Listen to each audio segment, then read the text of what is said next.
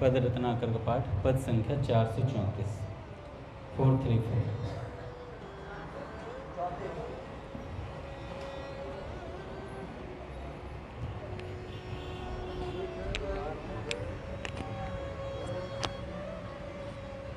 हों जल भरन गई री सजनी, सजीवा दिन कालिंदी को। जल भरन गई सजनी, सजीवा दिन कालिंदी कूल। देखी तहाँ ठाड़े नटवर नंद, लाल गई सारी सुध भूल। देखी तहाँ ठाड़े नटवर नंद, लाल गई सारी सुध भूल। अंग अंग रस सुधा बरस रही, नव किशोर लावण्य लला। अंग अंग रस सुधा बरस रही, नव किशोर लावण्य लला। कुंचित कच त्रिभंग तनु भंगिम, सिर मयूर चंद्रिका सुठां। कुंचित कच त्रिभंग तनु भंगिम, सिर मयूर त्रिका सुठां।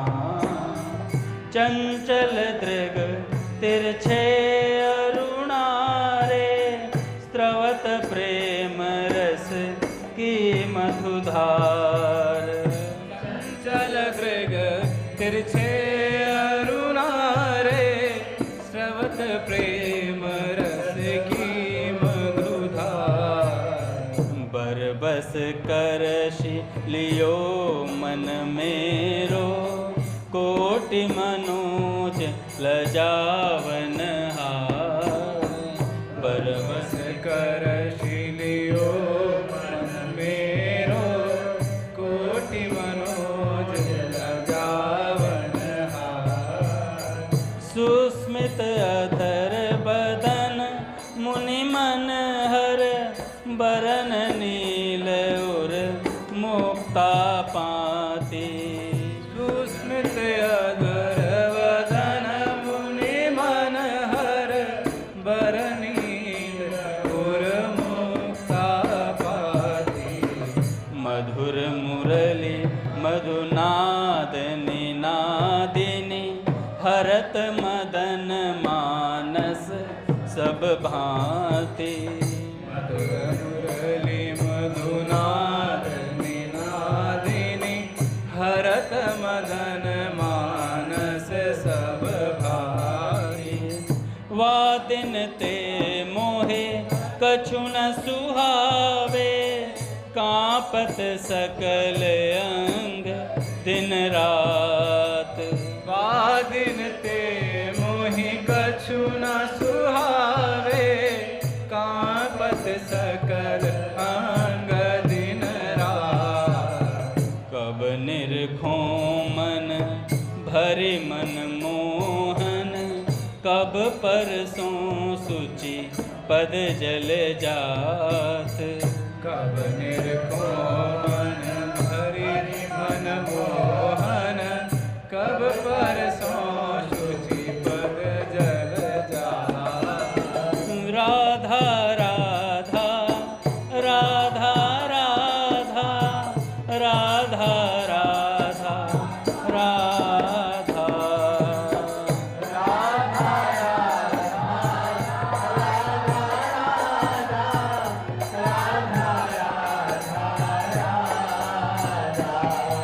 पद संख्या 437, 437। जब ते मैं देखे नंद नंदन, खेलत जमुना कूल रे।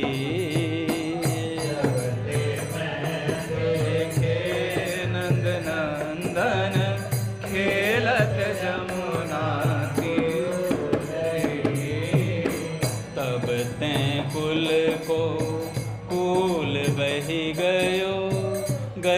सब सुध बुध भूल रे। तब ते कुल को फूल बही गयो, गई सब सुध बुध भूल रे। तन मन प्राण पलटी गए सगरे, भय कान के रूप रे। तन मन प्राण पलटी गए सगरे, गए के रूप रे। तन मन प्राण पलट गए सगरे, भय कान के रूप रे। ओ तन मन प्राण पलट गए सगरे, भय कान के रूप रे। तन मन प्राण पलट गए सगरे, भय कान के रूप रे। तन मन प्राण पलट गए सगरे, भय कान के रूप रे। निस दिन अनुभव करत आप मैं, मोहन रूप अनूप रे। निस्दिन अनुभव करत आप मैं, मोहन रूप अनूप रे। घर बाहर जल थल नभ कानन, जह तह दृष्टि पसार रे।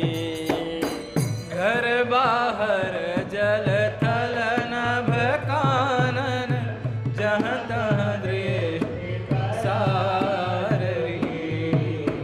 तह तह हो नित निरतत निरखों, प्यारो नंद कुमार रे। जहाँ तहाँ हो नित निरतत निरखों, प्यारो नंद कुमार रे। हों बौरी की दृष्टि पलट गई, के जग छायो श्याम रे। बौरी की दृष्टि पलट गई, कि जग छायो श्याम रे। नैन प्राण मन सब जाट के, रूप सुधारस धाम रे। नैन प्राण मन सब जाट के, रूप सुधारस धाम रे। राधा राधा राधा राधा राधा राधा राधा।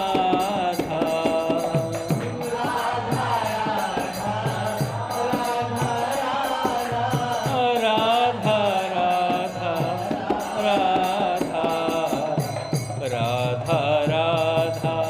राधा राधा राधा राधा राधा राधा राधा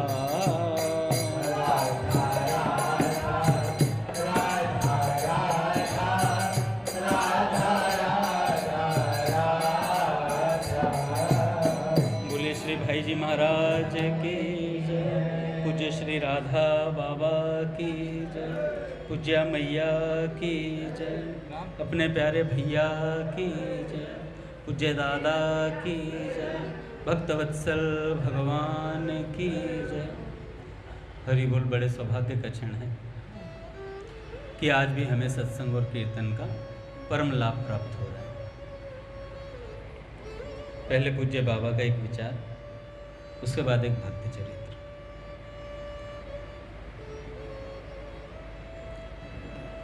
पूज्य बाबा ने कहा आस्तिकता के आधारशिला पुस्तक में,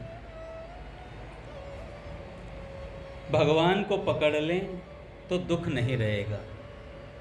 भगवान को पकड़ लें तो दुख नहीं रहेगा। बाबा कहते हैं एक भगवान ही ऐसे हैं जिनको पकड़ लेने पर फिर कभी किसी अवस्था में तनिक भी दुख नहीं होता। जो जितने अंश में उन्हें पकड़ लेता है उतने अंश में उसका दुख कम हो जाता है, और जो पूरा पकड़ ले तो दुख बिल्कुल नहीं रह जाता। अब आप देखें, लोग बेचारे कितने दुखी रहते हैं। यदि उनमें से कोई भगवान को पकड़ ले तो वह दुखी नहीं होगा, क्योंकि उसके मन में यह दृढ़ विश्वास रहेगा कि परम सुहृद सर्वशक्तिमान भगवान मेरे साथ हैं, फिर किस बात का डर है। आप निश्चित समझिए, जो काम आपके लिए सर्वथा असंभव है, भगवान चाहें तो क्षण भर में उसे कर सकते हैं। उनके लिए ऐसा कोई काम ही नहीं है जिसे वे न कर सकें, केवल विश्वास चाहिए। जन कहूँ कछु अदेह नहीं मोरे, कि ऐसा कुछ नहीं है जो भगवान ना दे सकें, सब कुछ संभव है भगवान के पास। एक कथा आती है, श्री चैतन्य महाप्रभु जी कीर्तन कर रहे थे श्रीवास जी के आंगन में। श्रीवास जी का लड़का मर गया, पर श्रीवास जी ने घर की स्त्रियों से कहा कि यदि रोगे तो महाप्रभु के कीर्तन में विक्षेप होगा, कीर्तन भंग हो जाएगा, और यह हुआ तो मैं गंगा जी में डूबकर प्राण दे दूंगा। सारी स्त्रियां डर गई। अब बेटा भीतर मरा पड़ा है और आंगन में कीर्तन करते हुए चैतन्य महाप्रभु नृत्य कर रहे हैं। पर धीरे धीरे लोगों को यह बात मालूम हो गई, सबका उत्साह कम होने लगा और सब धीरे धीरे नाचना छोड़कर बैठ गए। महाप्रभु को बहुत देर बाद इस बात का बाह्य ज्ञान हुआ। वे बोले, क्या बात है, मालूम होता है कोई अनिष्ट घटना घट गई है। लोगों ने उनसे सारी बात कह दी। महाप्रभु जी ने लड़के के शव को मंगवाया और लगे नाचने, उस शव के सामने कीर्तन करने लगे। लड़के में प्राणों का संचार हो गया, जीवित हो गया लड़का। श्रीवास जी ने देखा, यह तो गजब हो गया। इस लड़के का बड़ा सौभाग्य था कि उसे ऐसी मृत्यु प्राप्त हुई थी। लड़का बातें करने लगा। फिर श्रीवास जी ने प्रार्थना की, महाप्रभु ऐसा मत करो। इसके बाद की ठीक घटना मुझे याद नहीं। बाबा कहते हैं, शायद जब घर के सभी लोगों को संतोष हो गया कि इसको मरने का ऐसा सौभाग्य और नहीं प्राप्त होगा, तब फिर महाप्रभु ने कहा, अच्छा यही सही। यह इसलिए हुआ था कि श्रीवास जी का यह भाव था कि महाप्रभु साक्षात भगवान है। पर श्रीवास जी के लिए प्रभु ने वैसा नहीं किया था उस लड़के की माता के संतोष के लिए। ऐसी कोई घटना नहीं है जिसे भगवान ना कर सकें। कर्तुम अकर्तुम, क्या बोलते हैं आगे, अन्यथा कर्तुम। तो भगवान ऐसा कोई कार्य जो ना कर सके, भगवान सब कुछ कर सकते हैं। एक नए जिज्ञासु एक महात्मा के पास पहुंचे और प्रणाम करके बोले, महाराज जी, महात्मा क्या होते हैं? तो महात्मा हंसे और बोले, बेटा, महात्मा पागल कुत्ता होता है। महात्मा पागल कुत्ता होता है। यह उत्तर सुनकर जिज्ञासु भय मिश्रित आश्चर्य से महात्मा की ओर देखने लगा। महात्मा जिज्ञासु के मनोभाव को समझ गए। वे उसे आश्वस्त करते हुए बोले, बेटा, तुम न तो प्रश्न करने के कारण भयभीत हो और न मेरा उत्तर सुनकर आश्चर्य करो। महात्मा सचमुच पागल कुत्ता होता है। कुत्ते को एक डंडा मारो तो वह भाग जाता है, पर थोड़ी देर बाद प्यार से बुलाने पर फिर पास में चला आता है। महात्माओं का स्वभाव भी ऐसा ही होता है। उनमें मान नहीं होता। प्यार से बुलाओ, वे पास में आ जाएंगे। तिरस्कार करके जाने को कहो तो चले जाएंगे। अच्छा, दूसरे, जिस प्रकार पागल कुत्ते के काटने से बचना कठिन है, मनुष्य भौंकते भौंकते ही मर जाता है, उसी प्रकार सच्चे महात्मा ने जिस व्यक्ति पर अपनी दृष्टि लगा दी, वह एक दिन भगवान की स्मृति में पागल मतलब आत्मविभोर होकर ही रहता है। कुत्ते का काटा हुआ तो शायद बच भी जाए, पर महात्मा की दृष्टि से बिंधा हुआ व्यक्ति बच नहीं सकता, वह कभी ना कभी संत बनकर ही रहेगा, वह कभी ना कभी संत बनकर ही रहेगा, अगर महात्मा ने उसे देख लिया है तो। मनुष्य में अहंकार की जो भावना है वह बहुत बुरी है। परमार्थ के पथ में यह बहुत बड़ा कांटा है। मनुष्य यह सोचता है कि दुनिया में कुल 1.5 गाड़ी अकल है, जिसमें से 1 गाड़ी अकल तो अकेले मेरे पास है और आधी गाड़ी में दुनिया के सारे अन्य लोग हैं। मनुष्य का यही विचार उसकी उन्नति में सबसे बड़ा बाधक है। अहंकार की निवृत्ति कैसे हो? भाई अब अहंकार है ये तो बात पता चल गई, उसकी निवृत्ति कैसे हो? यह प्रश्न स्वाभाविक है। इसका उत्तर यह है कि सब में भगवान को देखा जाए। मनुष्य अहंकार के वशीभूत दूसरों का तिरस्कार करता है, दूसरों से ईर्ष्या करता है तथा द्वेष एवं प्रतिस्पर्धा की भावना रखता है। यदि वह सब में भगवान के दर्शन करे तो फिर वह किसका तिरस्कार करे, किससे ईर्ष्या करे और किससे द्वेष और किससे प्रतिस्पर्धा की भावना रखे? जब सब रूपों में उसके प्रभु ही विद्यमान हैं तो फिर तिरस्कार किसका, द्वेष किसका, प्रतिस्पर्धा किससे? निज प्रभु में देखहि जगत केहि सन करहि विरोध, मानस जी में आता है। गीता जी में भगवान ने कहा है, सच्चिदानंद घन परमात्मा में ही जिसकी निरंतर एक ही भाव से स्थिति है, ऐसे भगवत परायण ज्ञानी पुरुष विद्या और विनय युक्त ब्राह्मण में तथा गो, हाथी, कुत्ते और चांडाल में भी समदर्शी होते हैं, अर्थात सब में एक भगवान को देखते हैं। ऐसे हमारे पूज्य बाबा रहे हैं। वो गधे, कुत्ते, घोड़े, चांडाल आदि सबको प्रणाम करते थे। पहले तो बाबा का यही नियम था कि वो माथा टेक कर प्रणाम करते। कोई भी आगंतुक होता था, बाबा के सामने आता था तो बाबा माथा टेक कर प्रणाम करते थे।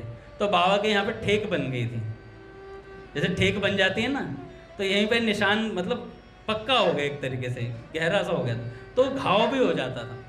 तो भाई जी क्या किया करते थे, जब बाबा प्रणाम करते तो बाबा के माथे के नीचे अपना हाथ अड़ा लेते थे। इतना प्रेम बाबूजी के अंदर बाबा के प्रति, इतना ऐसा भाव था कि वो ठेक ना बने, ज़्यादा घाव ना बने, तो हाथ लगा लेते थे। तो ऐसा बाबा का नियम था। पूज्य श्री नारायण दादा जब पहली बार वाटिका गए तो बाबूजी ने कहा कि बाबा से मिले हो तुम? तो अच्छा, बाबूजी जानते थे कौन व्यक्ति किस महात्मा से और किसकी बात पूरा आजीवन मानेगा। बाबूजी जिसको अपने पास रखना चाहते थे उसे अपने पास रख लेते थे, मतलब सीधा अपने से जोड़ लेते थे, बाबा के पास फिर बाद में भेजते थे। लेकिन जिसको लगता था ना कि ये बाबा के अनुगत ही रहेगा तो बाबा से ही मिलवा देते थे। वैसे तो बाबा बाबूजी में भेद ही नहीं है, 2 चकोर 2 चंद्रमा 2 अली पंकज 2, दोनों एक ही हैं। फिर भी कई बार क्या होता है ना, किसी का किसी में कुछ विशेष अनुराग होता है। तो नारायण दादा का पता था कि भैया बाबा के रहेंगे, तो बाबा से, नारायण दादा से बोला, बाबा से मिले हैं आप? कह रहे नहीं, बाबा से नहीं मिले। चलिए आपको बाबा से मिलवाते हैं। तो जैसे ही बाबा से मिलने गए तो बाबा का जो नियम था, बाबा तो माथा टेक कर प्रणाम करते थे, तो नारायण दादा को वैसे ही प्रणाम किया, तो बाबूजी ने हाथ लगा लिया। तो ऐसा विलक्षण भाव संतों का, सब में भगवान को देखना, ये संतों का भाव रहता है। फिर बाबूजी ने कहा था कि आप मन ही मन प्रणाम कर लिया कीजिए, ऐसे तो माथे में ठेक बन जाएगी आपकी। तो भगवान की इस वाणी पर विश्वास करके हम लोगों को भी सब में भगवान को देखने का अभ्यास करना चाहिए तथा मन, वाणी एवं शरीर से सबकी पूजा करनी चाहिए। मन से पूजा का स्वरूप है कि जो भी हमारे दृष्टि में आए उनके प्रति मन ही मन कह दें, आह प्रभु आप पधारे हो, प्रभु आप पधारे हो, आइए नाथ पधारिए। वाणी के द्वारा प्रकट रूप में उनका स्वागत करें, उससे प्रार्थना करें, आइए कृपा निधान विराजिए, मैं आपकी क्या सेवा करूं, तथा शरीर से उन्हें दंडवत प्रणाम करें। यदि व्यवहार में दंडवत प्रणाम करना संभव न हो तो मन ही मन प्रणाम कर लो। इस प्रकार जब सब में हम अपने प्रभु को देखेंगे तो ईर्ष्या, द्वेष, प्रतिस्पर्धा सारी भावना धीरे धीरे समाप्त हो जाएगी। इतना ही नहीं, भगवत बुद्धि होने पर उनके प्रति जो भी व्यवहार होगा वह उनके स्वरूप के अनुरूप उचित एवं सत्य से ओतप्रोत होगा।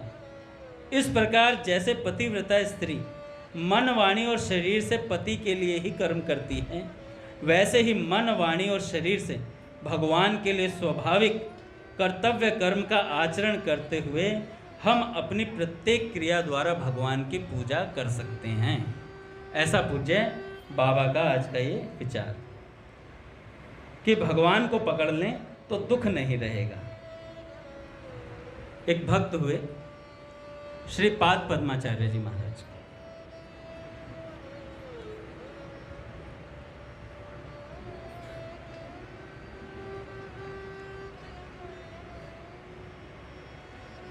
जो ये थे पाद पद्माचार्य जी, एक वैष्णव संत थे, श्री संप्रदाय के अनुयायी थे। इनकी अपने गुरु और माता गंगा जी में अनन्य श्रद्धा थी। देखो, गुरु में श्रद्धा होना बड़ी मुश्किल बात होती है। अच्छा, श्रद्धा हो जाए तो उसके बाद गुरु को हम क्या समझते हैं? मान लो शाश्वत प्रभु से अधिक प्रेम करें गुरु जी और मुझको थोड़ा इग्नोर करें तो हम क्या सोचेंगे? अरे यार, सच्चे महात्मा नहीं है, नहीं तो समदर्शी होते। बाबा महाराज जी कह रहे थे, एक पद आता है, इतने गुण जामे जो संत, श्री भागवत मध्य जस गावत, श्री मुख कमलाकंत। अच्छा, उस पद में सारे संतों के गुण बताए गए हैं। तो महाराज जी कहते हैं, हम इस पद को पढ़ते तो हैं, पर ये सारे गुण सामने वाले में घटाने की कोशिश करते हैं कि इतने गुण होंगे जब संत मानूंगा इसे। अच्छा, वो था अपने लिए पद कि इतने गुण आ जाए तो अपने को संत समझना, और जब तक नहीं आया तब तक अपना साधक बन के चुपचाप भजन करते रहो। आज पूज्य प्रेमानंद जी महाराज कह रहे थे, बड़ा सुंदर उन्होंने एक विषय पर बोला, तो बड़ी अच्छी बात उन्होंने बोली कि आजकल जो है ना, वो भजन का समय कम है, भजन का प्रचार ज़्यादा हो रहा है ना। भजन का समय एकांत में बैठकर साधक भजन कम करता है, कहीं जाने की आवश्यकता नहीं, अपना निरंतर अपने कमरे में बैठकर राम राम राम राम राम राम करने की आवश्यकता है, सत्संग सुनने की आवश्यकता है। बहुत से साधकों के प्रश्न होते हैं, कई प्रश्न होते हैं जो हम जबरदस्ती बनाते हैं, कई स्वाभाविक होते हैं, कई प्रश्न जो होते हैं वो स्वाभाविक होते हैं। अच्छा, जिसके स्वाभाविक होते हैं उसके उत्तर भी अस्वाभाविक रूप से प्राप्त होते हैं उसे। बाबा, जो हमारे सच बता रहा हूँ, मेरे जितने प्रश्न होते हैं ना बाबा, मैं बहुत प्रयास करता हूँ भैया से प्रश्न पूछूं जो आध्यात्मिक जिज्ञासा होती है, तो भैया उसका उत्तर सत्संग में किसी ना किसी माध्यम से मिल जाता है हमें। ऐसे किसी संत का सत्संग सुने तो उसमें मिल जाता है, या भाई जी का प्रवचन कोई पढ़ते हैं तो उसमें मिल जाता है। तो महाराज जी ने कहा कि बाबूजी ने बोला है प्रवचन में, सभी जिज्ञासाओं का समाधान क्रमशः होता है साधक के जीवन में। जब जब उसकी जैसी जैसी आवश्यकता होगी आध्यात्मिकता की, वैसे वैसे उसके प्रश्नों का उत्तर मिलता चला जाएगा क्रमशः।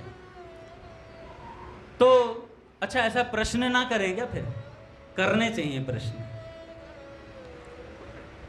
प्रश्न करने चाहिए, पर वैसे वाले नहीं। एक दिन जैसे मैंने बताए थे कि भैया ने सामूहिक अनुष्ठान के विषय में बता दिया, उसके बाद फिर पर्सनल भी भैया को 50 बार प्रश्न पूछें। ऐसा वाला प्रश्न नहीं, प्रश्न सम्यक होना चाहिए। प्रश्न में वाकई में आपकी जिज्ञासा अभिव्यक्त होनी चाहिए कि हाँ, आप भगवान के प्रति जिज्ञासु हैं। वो आपके प्रश्न करने के तरीके से पता चल जाता है, ऐसा संतों ने बताया है। तो भगवान गुरु जी में आसक्ति होना, गुरु जी को हम क्या करते हैं, फिर शरीर मान लेते हैं, इतनी दृढ़ता नहीं हो पाती। शाश्वत से प्रेम किया, अंगद दास से प्रेम नहीं किया, तो अंगद दास नाराज होकर घूम रहा है पूज्य भैया से कि पूज्य भैया वो समदर्शी वाली बात नहीं है भाई अभी है? तो अभी चेले में ही गुरु वाली बात नहीं आई तो गुरु में गुरु वाली कहाँ से आएगी? तो पहले निष्ठापूर्वक आस्वादन करना चाहिए। क्या करें? नाम जप करें, सत्संग सुने। ये दो साधना की और साधक की नींव होती है। नित्य सत्संग सुनना चाहिए। प्रयास करें कि कोई पुस्तक बाबूजी बाबा की ले लें और बाबूजी बाबा की उस पुस्तक को लेकर के नित्य एक पृष्ठ पढ़ना चाहिए। जो साधक अपनी आध्यात्मिक उन्नति चाहता है उसे क्या करना चाहिए? सत्संग, स्वाध्याय, नाम जप, ये 3 बातें तो पकड़ ले। और सेवा चौथा, सेवा जब जैसी मिले वैसी सेवा कर देनी चाहिए। सत्संग नित्य सुनना चाहिए, किसी महापुरुष की वाणी अवश्य सुननी चाहिए। अपने पास कितने महापुरुष हैं? सेठ जी, स्वामी जी, भाई जी, बाबा हैं, शरणानंद जी महाराज, अपने पूज्य भैया, जिन संतों, पूज्य प्रेमानंद जी महाराज, पूज्य मलुक पीठ सरकार, जिन संत की वाणी आपको अच्छी लगती है वो पढ़ें। पट खुलेंगे महाराज। श्री राम जय राम, जय जय राम।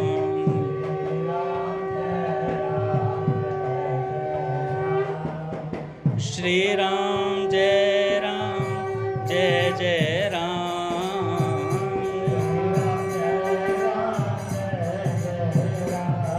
श्री राम जय राम, जय जय राम।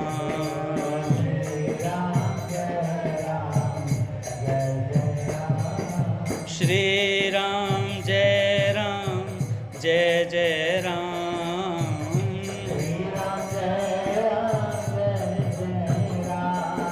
श्री राम जय राम, जय जय राम।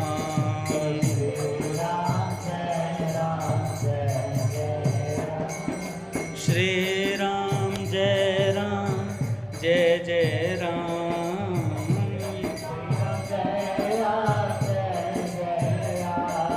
श्री राम जय राम, जय जय राम।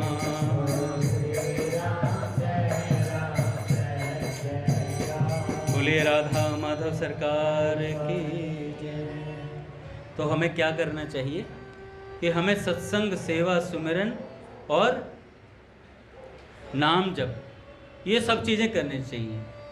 उन्हें निरंतर करने से आपके सभी प्रश्नों का उत्तर भी मिल जाएगा आपको, और धीरे धीरे साधना में वृद्धि होगी। अगर ये नहीं करेंगे तो प्रश्न चिन्ह लगा रहेगा जीवन में। बार बार हमारे मन में आएगी, अरे यार कुछ हो नहीं रहा, कुछ हो नहीं रहा, जबरदस्ती, मतलब अरे कुछ करो पहले, कुछ करो पहले। करो क्या? अब यहाँ कोई पूज्य दामानंद जी पिताजी कहते हैं, भाई बालक है तो उसे जितनी उसकी सामर्थ्य उतना ही उठाने के लिए कहा जाएगा। 50 किलो की बोरी तर्पण प्रभु के सिर पे तो रखी नहीं जा सकती चैतन्य प्रभु कि भाई तू 50 किलो की बोरी उठा ले। अब उससे तो कहा नहीं जाएगा भाई 1 लाख नाम जब तू नित्य करके आ।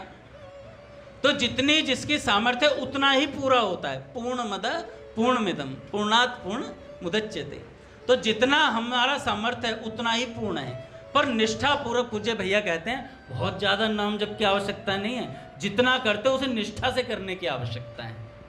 निष्ठा से करेंगे तो काम बनेगा धीरे धीरे, और तेजी आएगी भगवान के भजन में। खूब सत्संग सुनने का भी मन करेगा, अलग अलग संतों की वाणियाँ पढ़ने का मन करेगा, चरित्र पढ़ने का मन करेगा। अपने आप अंदर से, भीतर से बात आती है। एक बार एक व्यक्ति को पता चला, जैसे हम सोचते ना कि हमारे अंदर कोई रस का कोई प्याला सा उड़ेल दे, वृंदावन रस कोई मेरे मुख में उड़ेल दे, हैं? तो एक व्यक्ति गया वृंदावन, उसने सुन लिया था कहीं से, वृंदावन में प्रेम की नदी बहे चहुं ओर,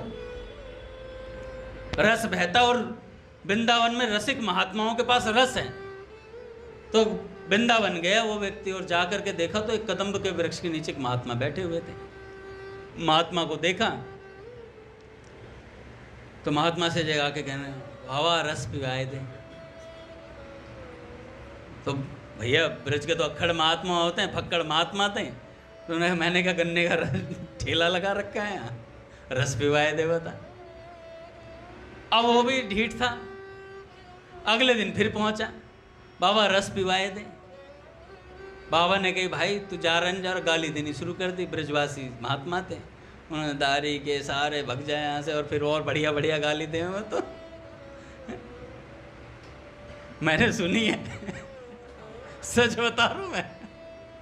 बाबा अपने तो एक महात्मा सत्संग भी करते हैं, याद आओ आपको नाम नहीं लूंगा, लेकिन उनके सत्संग में बड़ा भयंकर सुनने को मिलता है। वो तो खूब डांटते हैं चेलों को अपने, बढ़िया बढ़िया ब्रजवासी गालियों के साथ, बढ़िया फर्स्ट क्लास गाली सुनाते हैं एकदम, क्योंकि वो ब्रजवासी हैं भैया, उनका अधिकार भी है और वो फिर उस ठसक से बोलते हैं। उनके पास वस्तु है ना, जिस पे वस्तु होती है फिर वो घबराता नहीं है किसी से, फिर वो खुला बोलता है। तो उन ब्रजवासी ने, महात्मा ने भैया गाली वाली देनी शुरू करी और भगा दिया। तीसरे दिन फिर आया तो चप्पल उठा के मारी, फेंक के मारी, भग जाए यहाँ से। फिर पत्थर ले लिए और भगाते चले गए, पर वो भी ढीठ था। कोई होगा प्रेमी महा संत, वो भी बनने वाला होगा, तो उसने ढीठपना दिखाया। तो 7वें दिन पहुंचा तो बाबा से कही, बाबा रस पिवाए दे।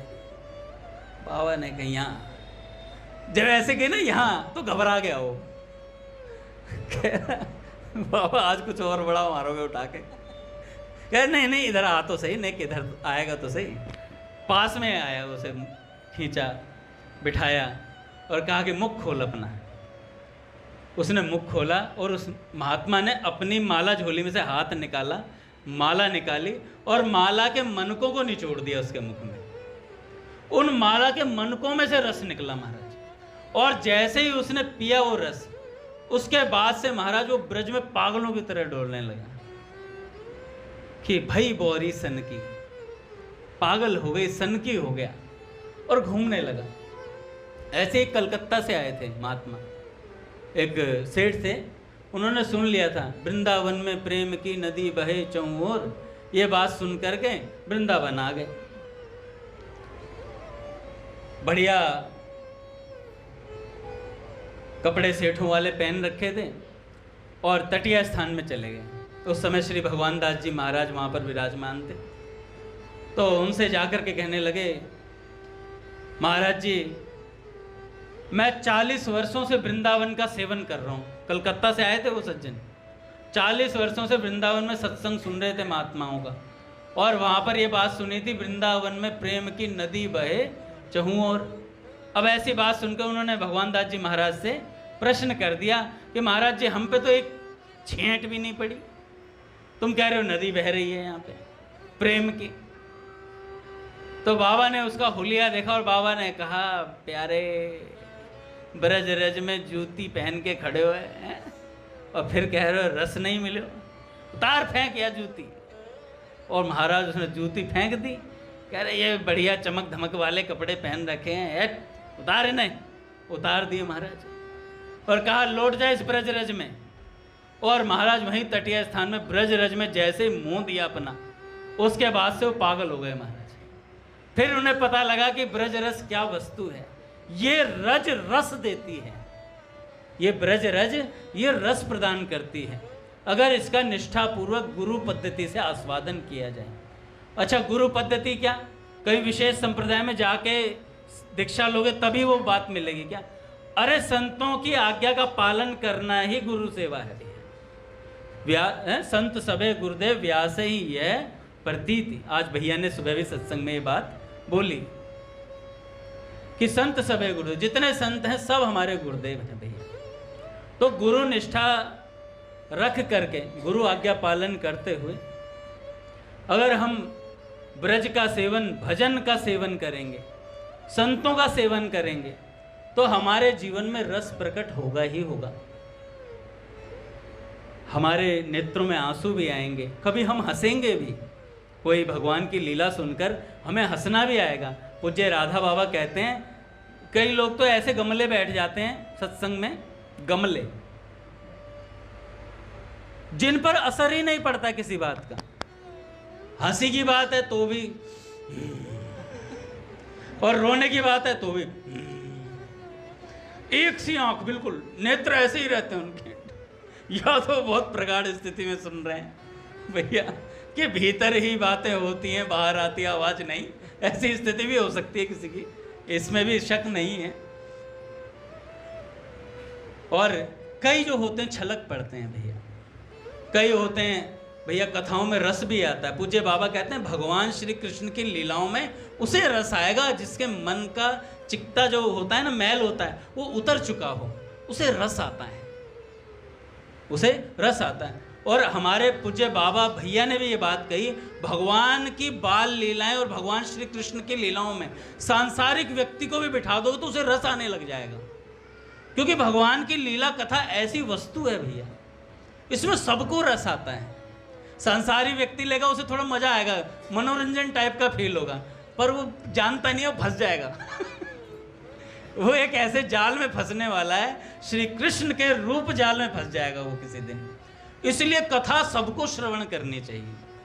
पूज्य भैया ने एक बार कहा था, ये जो कथावाचक लोग जो कथा करते हैं, कई लोग कह देते हैं वो तो इतने करोड़ लेते हैं कथा करने के। अरे मैं तो कह रहा हूँ अरबों लेने चाहिए अरबों ले, श्री कृष्ण की कथा दे रहे हैं भैया कलयुग में, अरबों ले लो पर देने वाले भी नहीं है अरबों कोई नहीं देगा अरबों। तो ये लाखों लेते हैं, भगवान की कथा का दान करते हैं भैया, भगवान की कथा सुनाते हैं। कलयुग में बड़ा मुश्किल है, और उस कथा से सांसारिक मनुष्य जो है ना, उसके ऊपर थोड़ा मोड़ा असर तो पड़ता ही है। एन केन प्रकारेण सकाम भाव से भी भगवान में लगा है तो लग गया, इतना ही बहुत है उसका। तो यहां तो लोग लग ही नहीं पा रहे। तो ये जो ब्रज रस है, जो रस आएगा ना, ये कैसे आएगा? संतों का सेवन करने से आएगा, संतों की शीत प्रसादी पाने से आएगा, संतों की वार्ताओं को सुनने से आएगा, गुरुनिष्ठ होकर के गुरु की बातों को मानने से ये रस प्रकट होगा। तो जो पाद पद्माचार्य जी थे, उन्होंने बड़ा गंगा जी से प्रेम था और गुरु जी के चरणों में बड़ी निष्ठा थी। गुरु जी के चरणों को धोकर के उनका चरणोदक लेकर ही अपने जीवन की शुरुआत करते थे। यह उनका नियम था, खास नियम एकदम। अब क्या हुआ, एक दिन कहने लगे, कहा बिना आपके श्री चरणों के दर्शन के मेरा जीवन संभव नहीं है, अतः कृपा करके मुझे आप अपने से अलग ना कीजिए। अपने गुरुजी से कहा, क्योंकि गुरुजी जा रहे थे कहीं, किसी दूसरी जगह किसी कार्य से जा रहे थे, तो उन्होंने कहा गुरुजी अब मैं क्या करूं, आपके बिना तो मैं रह नहीं सकता। तो गुरुजी ने क्या कहा, वत्स मेरे आश्रम पर अनेक संत भक्त आते रहते हैं, उनकी सेवा करना मेरा धर्म है। यदि तुम भी मेरे साथ चलोगे तो आश्रम सूना हो जाएगा और यहाँ आने वाले साधु संतों को महान कष्ट होगा। अतः तुम्हें आश्रम में रहते हुए मेरे इस दायित्व की पूर्ति करनी चाहिए। वत्स गुरु की आज्ञा मानना गुरु की भौतिक सेवा से भी बड़ी बात है, अतः तुम्हें यहीं रुककर मेरी आज्ञा का पालन करना चाहिए। रही मेरे प्रति भाव की बात, तो ये माता गंगा जी तो आश्रम के पास हैं ही, ये ब्रह्म द्रव रूपिणी साक्षात परमात्मा ही है, साक्षात परमात्मा ही है। देखो कितनी सुंदर बात कही गुरुदेव ने, कितनी गुरु की आज्ञा। भैया संत के सिद्धांत की रक्षा कर जाए शिष्य, उससे बड़ी संत की कोई सेवा नहीं। संत के अगर सिद्धांत की रक्षा, सिद्धांत की रक्षा नहीं हो पाती है, बाकी सब कर लेता है चेला, बस सिद्धांत की रक्षा नहीं कर पाता है। सिद्धांत बचा के रखना चाहिए महात्माओं का, क्योंकि उससे कईयों का पालन पोषण होता है। अब हमारे स्वामी जी हैं, सेठ जी हैं, कैसा क्या अद्भुत उनका जीवन रहा है। उनकी पुस्तकें पढ़ के आज भी भैया बड़े बड़े महात्मा पने को प्राप्त हो रहे हैं। गीता प्रेस ना हो, गीता प्रेस की पुस्तकें ना हो तो आध्यात्म की चर्चा की बातें पता करना मुश्किल हो जाए। ये बड़ी मुश्किल बात है। जो हमारे भाई जी कर गए, सेठ जी कर गए, स्वामी जी कर गए, ऐसा कोई करके तो दिखाए। तो गुरुदेव ने कहा भाई मेरी आज्ञा पालन कर और आश्रम में ही रहें। और गंगा जी साक्षात परमात्मा का स्वरूप ही है, अतः तुम्हें इन्हीं को गुरु मानकर इनकी सेवा पूजा करना। मैं कुछ समय बाद वापस आ जाऊंगा। पाद पद्माचार्य जी ने गुरु की आज्ञा को शिरोधार्य कर लिया। वे आश्रम में आए साधु संतों की सेवा करते और गुरु मानकर नित्य गंगा जी का पूजन करते। उस दिन से गंगा जी में स्नान उन्होंने बंद कर दिया। गंगा जी में स्नान नहीं करते थे अब। पहले गंगा जी में रोज स्नान करते थे, अब नहीं करते थे। आश्रम में गंगा जी में अपने शरीर का स्पर्श न कराकर बाहर कुएं आदि पर स्नान कर लेते थे। उनके इस दिव्य भाव को माता गंगा जी और उनके गुरुदेव ही जान सकते थे।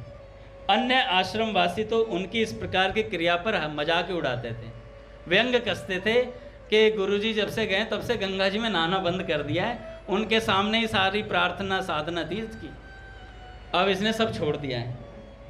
कुछ दिनों बाद गुरुदेव वापस आश्रम में आए। कुछ लोगों ने पाद पद्म के उक्त आचरण की बात उनसे शिकायत के रूप में कही कि ये गंगा जी में स्नान नहीं करते हैं। चुगली जो होते हैं, चुगली, वो काना फूसी करी, मतलब स्टेशन से ही पकड़ लिया गुरुजी। गुरुजी चेला खराब हो गया एकदम, जब से आप गए हो गंगा जी में स्नान नहीं करता है, पता नहीं अपने ही नियम बना लिए। गुरुजी सब जानते हैं, गुरुजी को कुछ बताने की आवश्यकता है। यह सब सुनकर गुरुदेव ने पाद पद्माचार्य जी के दिव्य भाव और उनके प्रभाव को प्रकट करने का मन ही मन निर्णय कर लिया। एक दिन वे पाद पद्म जी को लेकर गंगा स्नान करने गए और तट पर अंगोछा रखकर स्वयं गंगा जी में प्रवेश कर गए। डुबकी लगाने के बाद उन्होंने वहीं खड़े खड़े पाद पद्म जी से अंगोछा मांगा।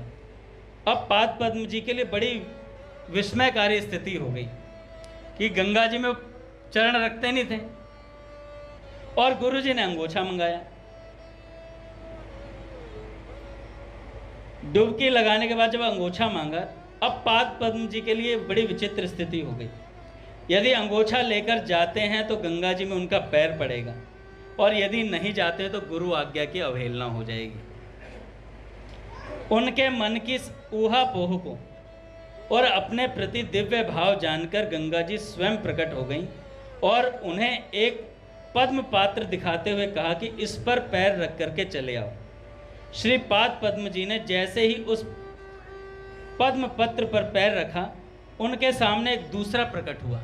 जैसे जैसे गंगा जी में प्रवेश कर रहे थे वैसे वैसे कमल के पुष्प प्रकट होते जा रहे थे, उन पर पैर रख रख करके चल रहे थे। इस प्रकार वे